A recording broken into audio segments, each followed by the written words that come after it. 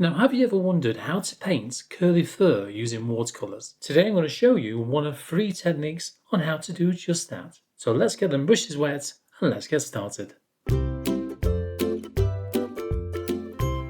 Okay, so we've got 1, we've got 2, and we've got 3. Okay, so 3 different ways of doing this. Let's make a start on this one, and the method I'm going to use is just simply painting straight onto the paper. Nothing difficult, nothing tricky. So to do that, what I'm going to do, get some burnt umber. Right, I'm going to pop that into, I don't know, that one there will do. I'm going to make this more to a milky consistency, not watery like from the tap, not creamy, as in like a single cream or the cream in the coffee. This is more watery. And also, I'm going to go for some, I don't know, I'm going to go for some raw umber. Now, obviously different dogs or animals' fur can change in colour. They all vary, don't they? They really do. So you'll have to research the colours for the animal that you want to paint. And then mixed in with that, I'm going to go for some raw sienna. Just to warm it slightly as well. There we go. Yeah, something like that should just about do it for the first colour. Let's grab a size 2 brush. I'm going to go for the lightest colour first of all.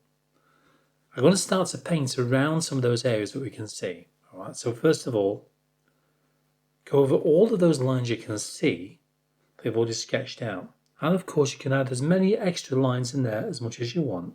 Just simply go over the pencil marks. That's what you need to do at this stage. And you don't have to be too neat about it either. Not for curly fur. Not really. Right, let's grab some of that. I'm going to water that down a little bit. I'm going to use that to fill in some of those areas. In fact, I'm going to use it to fill in most of the areas. And for that, I'm going to go for a larger brush. I'm going to go for size 6. And all it's got to be is something like this here, look. It's really, really thin. So more water than pigment. And all we're going to do is paint over the entire lot. Just about, anyway.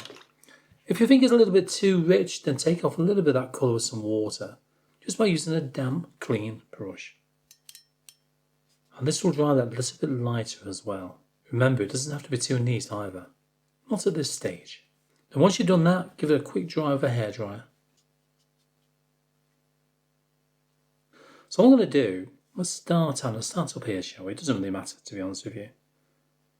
Work around the edges of each individual kind of block of hairs, because you find that a lot of these hairs are not completely individual, are they? Kind of clumped together in a way. So you've got a bit of a curl around there. It doesn't really matter if it's not the same as a photograph or anything like that. I'm just working this out as I go along. Yeah, something like that will do. Then inside that curl you've got more marks as well, but we need to use a lighter colour for that. So define the edges one more time, but more so now. So let's say, for example, we've got a bit of a nice curved one around here. All the way down. And these curves will be overlapping one another as well. So we've got one there, as I mentioned.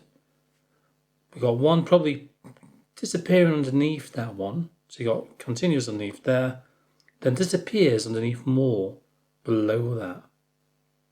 So we just create one just there as well, like a little ringlet. Probably a little bit too thick there, but that'll be fine. It's not a problem. We don't have problems here, do we? We have happy accidents, as a great Bob Ross used to say.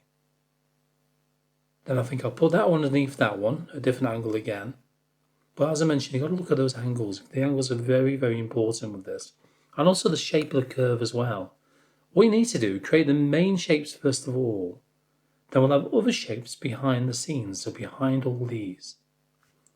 We'll gradually build them up as we go along. So that's going to continue through there, onto the next level. Then we'll have another one underneath there, and so on and so on. And they can start to build them up, all these individual shapes, before we start to fill them in. Let's put another one there, shall we? Just twisting and curving all over the place. Some thick, some thin, some single strands as well if you want to. I think I'll put one there. That's going to continue through there as well. And now I'm getting a bit of a sort of a nest in there, aren't I? I know. You can imagine a bird laying its eggs in here, can't you really? This is what it's like though. It's what the curly fur is very much like sometimes. See all these curls and they sort of intertwine, don't they? Kind of a loose nest. That kind of continues through like that. A bit of an angle, bit of a curve, gentle curve. Try to keep those curves smooth whilst you're doing this as well. Sometimes using the natural arc of your hand or your wrist when you're moving your hand this way tends to help. And you find that depending on whether you're left or right-handed will depend on how easy those sort of curls are. So you might need to rotate the paper occasionally as well, just to get the curl the way you want it to be. A few more around there. Overlapping. Going underneath. I think I'll just bring another one down here. Curl it around. And that one can continue through there. So that's this one here, look. And down there. So that's basically what I'm doing here. Once you've got all of these mapped out, then we can start to fill them in. Well, that's lots of curls, isn't it? Good fun as well. I really enjoyed doing that. Mix up a little bit more of this colour. The raw umber and the burnt sienna. Yeah, maybe a little bit more raw umber in there. Should do. And I'm still going to have it quite watery in there for now. I'm going to use this to start adding in a few more lighter details now within individual sections. So all I want to do is go over all the curls we can see, put a few extra little lines inside them.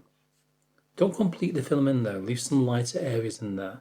So in other words, a background wash, a foundation wash should I say, we've already put on the paper. Keep these lines in the same direction and also to the same curves. So you see the way that one curves around there, and this one obviously a bit like a snake, comes down and around all the way down. And the same further down as well. Just adding more detail all the time on the top of these lines. On the top of these individual sort of curly clumps. Yeah.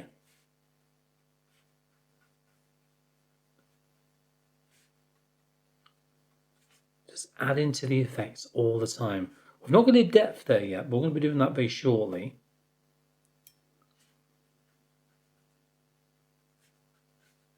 Because what we can do is put the deepest tones in there first. Then adjust it from the mid-tones. Alright, I'll show you what to do in a minute. And by doing so, we can keep it balanced just about right then. We don't want it too dark, because it's not completely pitch black in places. But it is dark, like a very dark brown. Let's get my mixing brush a minute. I'm going to go for some French ultramarine. French ultramarine. Let's pop it in that one there, shall we? And also some burnt sienna, and make this to a creamy consistency. So not watery, not milky, but creamy. Not even thick, okay? I can't do that one, hang on. Yeah, there you go, you know the idea.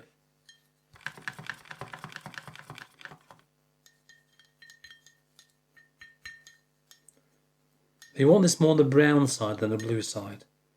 So more burnt sienna than French ultramarine. Okay, that's more of a brown tint, isn't it? So if I just test that one out a minute.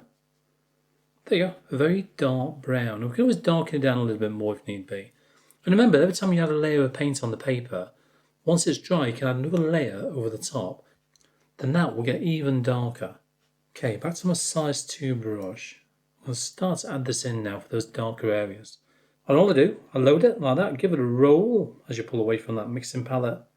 Then on some kitchen roll, paper towel, give it a couple of taps. That just takes the residual paint off the brush, so it's not too overloaded.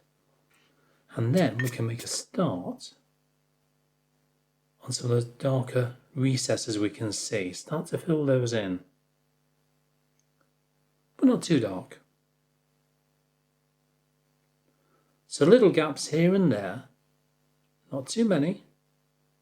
Think about the shapes which are held within. So very often you got some very faint lines in there as well. And we can create those very shortly once we've got this first layer on.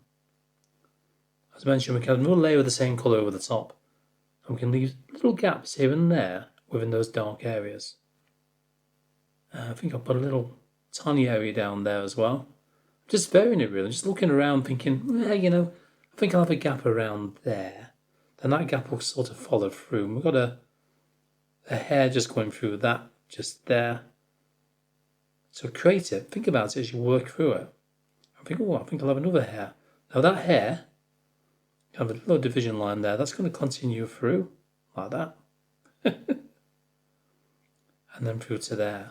So now we've already got like a weave of fur there, haven't we, just by doing that. I know, that's straightforward. Then what we can do, within some of these darker areas, it's not dark enough in places, but we can do that in a bit. Can lift off a little bit of paint just here and there like that, just to soften that colour back, so it's not all the same tone within those dark areas. Once it's dry, get another layer, like this one here, look. Just go over part of it. That'll just darken one small area there, look, and leave a gap in between. So that gives a variety of tones within that. Well, in this case, just 2 tones, but if you go over that again, you'll have another layer over there.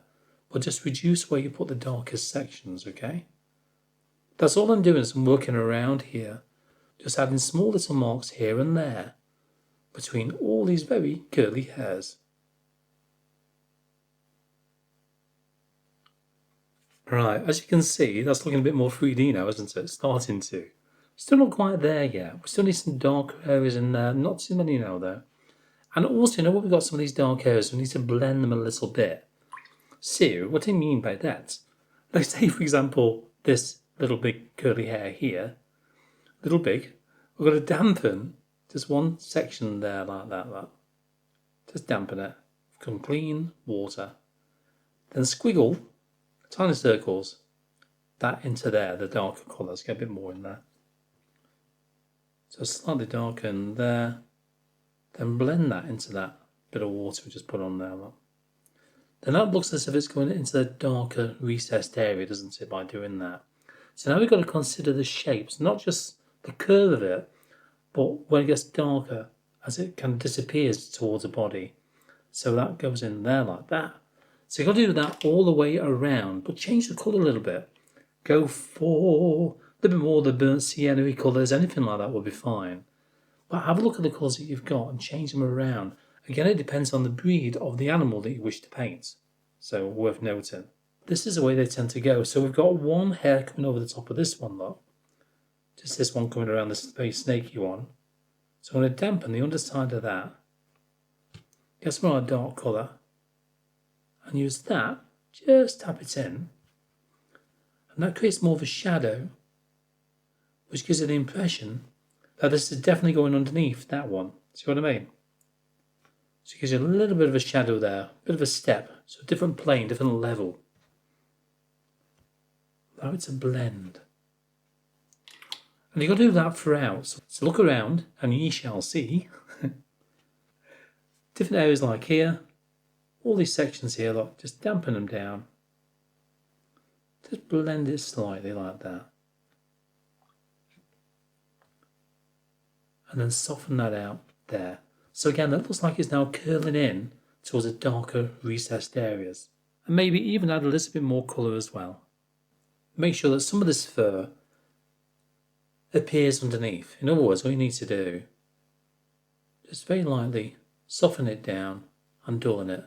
So I've dullen that one there and probably the one next to it. That kind of sets it back a little bit more, allowing the brighter ones to jump forward. Well, not literally, but you know what I mean. So do that every now and then as you're working your way around it.